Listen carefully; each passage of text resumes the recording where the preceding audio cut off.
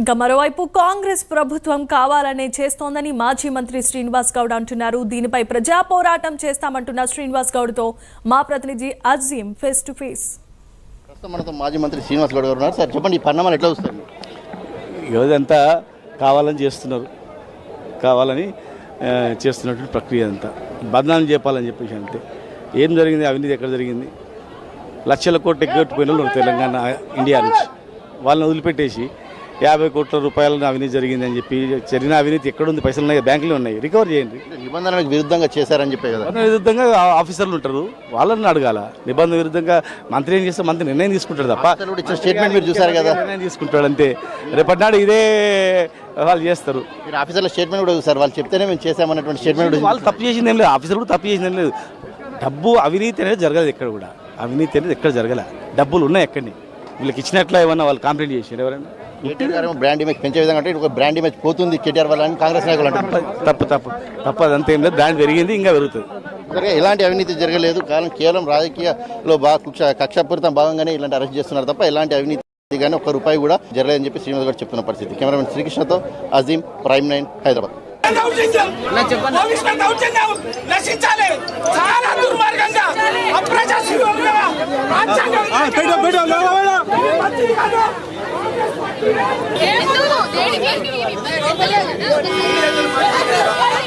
Rahul Gandhi all India Congress leaders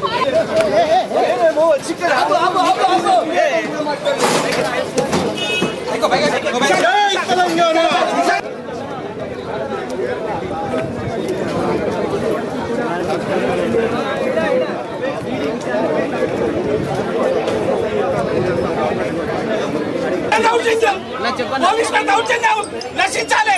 చాలా దుర్మార్గంగా అప్రజాస్వామ్యంగా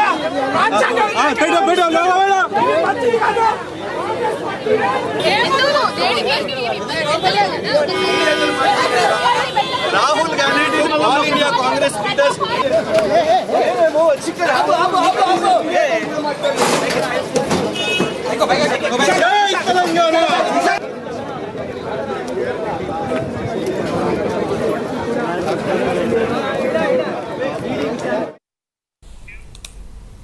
బులెటిన్లో విజువల్స్ చూస్తున్నాం. ఈడీ విచారణకు బీఆర్ఎస్ వర్కింగ్ ప్రెసిడెంట్ కేటీఆర్ హాజరైన పరిస్థితి. ఈ కారు రేసింగ్ నిధుల మళ్లింపుపై ఈడీ అధికారులు విచారిస్తున్నారు. అరవింద్, బిఎల్ఎన్ రెడ్డి స్టేట్మెంట్ల ఆధారంగానే ప్రశ్నలు వేస్తున్నట్లుగా తెలుస్తోంది. ఇప్పటికే ఈడీ కార్యాలయం దగ్గర భారీ బందోబస్తును ఏర్పాటు చేశారు అధికారులు. ఎలాంటి అవాంఛనీయ సంఘటనలు తలెత్తకుండా పోలీసులు తగు చర్యలు తీసుకుంటున్నారు. మరోవైపు ఈడీ ఆఫీసుకు ఇప్పటికే బీఆర్ఎస్ నేతలు భారీగా చేరుకున్న పరిస్థితి. కార్యాలయం దగ్గర ఆ నేతలను పోలీసులు అడ్డుకొని అరెస్టులు చేస్తున్నారు.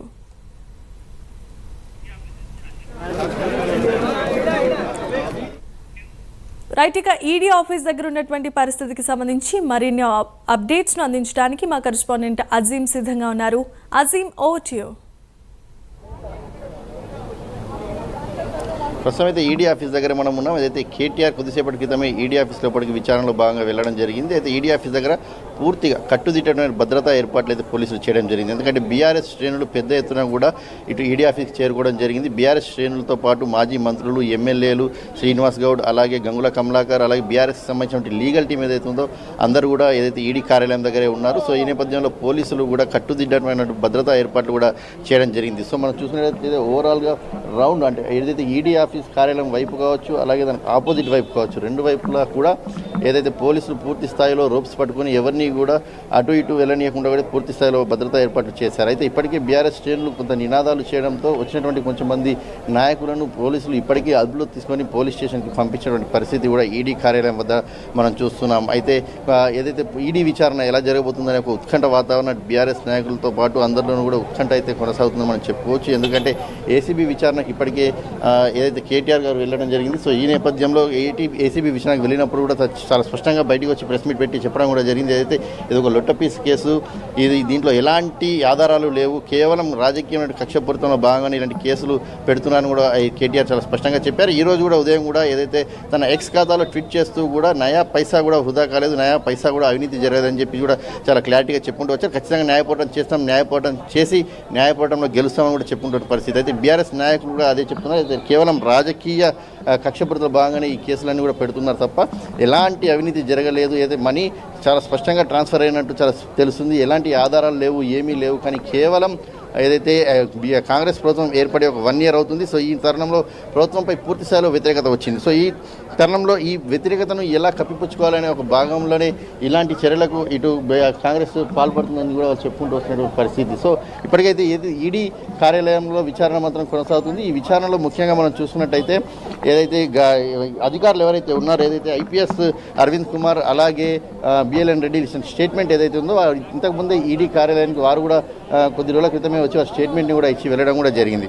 సో ఈ నేపథ్యంలో ఆ స్టేట్మెంట్లను ఆధారంగా అలాగే ఈడీ ఆఫీసర్స్ దగ్గర ఉన్నటువంటి కొన్ని ఏదైతే సాక్ష్యాలు ఉన్నాయో ఈ రెండు కూడా పెట్టి వారు ఏదైతే కేటీఆర్ని ఇటు విచారణ చేయనట్టు మనకు తెలుస్తుంది. సో ఈ విచారణలో కేటీఆర్ స్టేట్మెంట్స్ ఎలా ఉండబోతున్నాయి, అలాగే అసలు ఈడీ ఆఫీసర్స్ దగ్గర ఉన్నటువంటి సాక్ష్యాలు ఏమిటి, అసలు బిఎల్ఎన్ రెడ్డి అరవింద్ కుమార్ చెప్పినటువంటి ఏదైతే వాళ్ళ స్టేట్మెంట్ ఏముంది, ఆ స్టేట్మెంట్ ఆధారంగా ఇక్కడ కేటీఆర్ చెప్తున్నటువంటి వ్యాఖ్యలు ఎలా ఉన్నాయి, ఇవన్నీ కూడా కంపేర్ చేస్తారు. ఇవన్నీ కంపేర్ చేసిన తర్వాతనే ఏదైతే ఈడీ కార్యాలయం సుమారు అంటే సాయంత్రం అయ్యేలా అయితే పరిస్థితి మనకు స్పష్టంగా కనిపిస్తుంది. ఎందుకంటే ఈ విచారణ కొద్దిసేపటి క్రితమే ప్రారంభమైంది. మధ్యలో లంచ్ బ్రేక్ ఉంటుంది.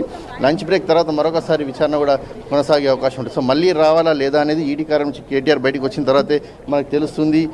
ఎందుకంటే ఇప్పటికీ మనం చూసాం ఏసీబీ నుంచి కూడా మరొకసారి కూడా విచారణకు రానుంటూ కూడా తెలుస్తుంది. సో ఈ నేపథ్యంలో మనం చూసినట్టు ఇక్కడ వాళ్ళ బీఆర్ఎస్ టీంకి సంబంధించినటువంటి లీగల్ టీం కూడా ఇక్కడ ఉన్నారు. సో వాళ్ళని అడిగి తెలుసుకుందాము అసలు ఎలాంటి పరిస్థితి ఉంటుంది ఏదంటే అడిగి తెలుసుకున్నాం. చెప్పండి అసలు ఎలా ఈడీ విచారణ తర్వాత ఎలాంటి పరిస్థితి ఉండబోతుంది? ఏమి లేదు. ఈడీ విచారణ తర్వాత ఏముంది, as per subject matter as per complaint ఏదైతే ఉందో దాని ప్రకారమే ఈ రోజు విచారణ జరుగుతుంది. Everything is transparent. అన్ని రికార్డ్స్ వాళ్ళ దగ్గరే ఉన్నాయి. సో కేటీఆర్ గారు అన్ని ఏదైతే ఉందో విచారణకి ఆయన అసిస్ట్ చేస్తారు. అది అవ్వగానే కేటీఆర్ గారు వచ్చేస్తారు. మరొకసారి ఈడీ విచారణకు పిలిచే అవకాశం కూడా ఉందంట. అంటే వాళ్ళ ప్రొసీజర్ ప్రకారము they can call any number of times పిలుస్తారు. సో పిలువనియండి, నో ప్రాబ్లం. ఏసీబీ నుంచి కూడా మరొకసారి కూడా విచారణకు వెళ్ళనున్నట్టు అంటే మరొకసారి నోటీస్ రానున్నట్టు కూడా తెలుస్తుంది. అఫ్ కోర్స్ వస్తుంది కదా, బికాజ్ ఒక్క స్టెప్తోనే వాళ్ళు ఏం క్లోజ్ చేయరు. ఏసీబీ అయినా కూడా ఈడీ కానీ ఏ సంస్థలైనా విచారణ సంస్థలు పోలీస్ ఆఫీసర్స్ ఏదైతే ఉన్నారో అకార్డింగ్ టు వాళ్ళ ప్రొసీజర్ ప్రకారమే స్టెప్ బై స్టెప్ ఇన్వెస్టిగేషన్ చేయడం జరుగుతుంది. సో ఆ విధంగా దేర్ ఆర్ ఛాన్సెస్ మళ్ళీ నోటీసెస్ వస్తాయి. చూసారు కదా, ఖచ్చితంగా ఏదైతే ఈడీ కావచ్చు అలాగే అటు ఏసీబీ కావచ్చు ఎన్నిసార్లు పిలిచినా కేటీఆర్ గారు వెళ్తారు. ఎందుకంటే వాళ్ళు పిలిచినటువంటి దాని ప్రకారం ఎక్కడైతే అంటే ఎలాంటి ఆరోపణలు ఎదుర్కొంటున్నారో దానికి సంబంధించి పూర్తి స్థాయిలో కూడా విచారణలో తెలియజేస్తారు. ఎందుకంటే ఎలాంటి ఆధారాలు లేవని చెప్పి కూడా బీఆర్ఎస్ లీగల్ టీం కూడా చాలా స్పష్టంగా తెలియజేసిన పరిస్థితి మనకు కనిపిస్తుంది. సో ఓవరాల్గా చూసినట్టయితే ఒక ఉత్కంఠమైన వాతావరణం మాత్రం ఇటు ఈడీ కార్యాలయం వద్ద కావచ్చు అలాగే బీఆర్ఎస్ శ్రేణుల్లో కావచ్చు నాయకుల్లో కావచ్చు ఖచ్చితంగా కనిపిస్తుందని మనం చెప్పుకోవచ్చు. ఎందుకంటే ఈ కేసు ఏదైతే ఉందో ఈ కేసుకు సంబంధించి పూర్తి స్థాయి విచారణ అంటే ప్రాథమిక దశలో ఉంది. అప్పటికే కేటీఆర్ గారు 2 సార్లు కూడా హైకోర్టుకు కావచ్చు అలాగే ఇటు సుప్రీంకోర్టు కూడా వెళ్ళడం జరిగింది. ఏదైతే కేసు రద్దుకు సంబంధించి క్వాష్ పిటిషన్ కూడా ఇటు తెలంగాణ హైకోర్టులో వేయడం జరిగింది. సో తెలంగాణ హైకోర్టు దాన్ని ఏదైతే తిరస్కరించింది. సో ఈ నేపథ్యంలో సుప్రీంకోర్టు కూడా వెళ్ళడం జరిగింది. సుప్రీంకోర్టులో కూడా ఏదైతే ప్రాథమిక దశలోనే విచారణ ఉన్న నేపథ్యంలో ఇప్పుడే ఈ కేసుని క్వాష్ చేయలేమని చెప్పి కూడా తెలియడంతో ఏదైతే లీగల్ టీం దాన్ని ఉపసంహరించినటువంటి పరిస్థితి కూడా మనకు కనిపిస్తుంది. సో లీగల్గా కూడా ఎలా వెళ్తారనేది కూడా మనం చూడాల్సి ఉంటుంది. ఎందుకంటే ఈ పరిణామాలన్నీ చూసినట్టయితే కేటీఆర్ ఏదైతే ఈ కోర్టులో ఎదురవుతున్నటువంటి పరిణామాలు చూస్తున్నట్టయితే ఖచ్చితంగా ఎలాంటి పరిణామాలు ఉంటాయనే ఒక ఉత్కంఠమైన వాతావరణం మాత్రం బీఆర్ఎస్ శ్రేణుల్లో అందరిలో అయితే ఉందని మనం చెప్పుకోవచ్చు. Jemimah. Right, thanks for the updates Azeem.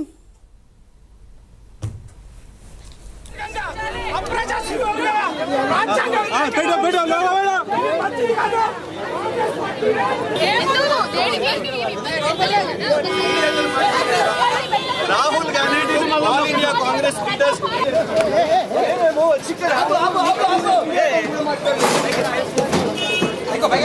జై తెలంగాణ.